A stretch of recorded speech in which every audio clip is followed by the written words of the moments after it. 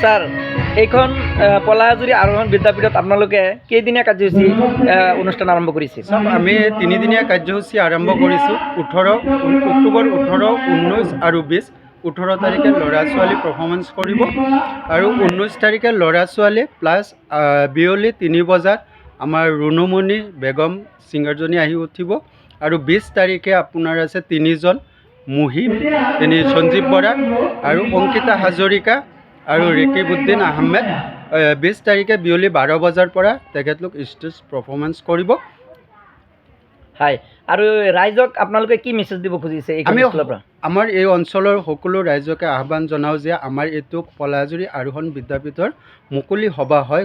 সেয়ে চব আপোনাৰ গাৰ্জেন হওক, অভিভাৱক অভিভাৱিকা বাহিৰেও আমাৰ সকলো ধৰণৰ সকলো শ্ৰেণীৰ মানুহে আহি আমাৰ সভা উপভোগ কৰিব পাৰিব আৰু আমাৰ আৰোহণ বিদ্যাপীঠৰ কৰ্তৃপক্ষক যাতে সকলোৱে আহি নৃত্য প্ৰতিযোগিতাত অংশগ্ৰহণ কৰে আৰু আমাক সহায় সহযোগিতাৰে আগবাঢ়ি যাবৰ সুবিধা কৰি দিয়ে। হয়, ঠিক আছে, ধন্যবাদ আপোনালোক। থাকিল।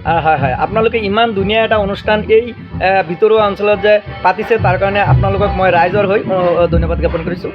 ঠিক আছে।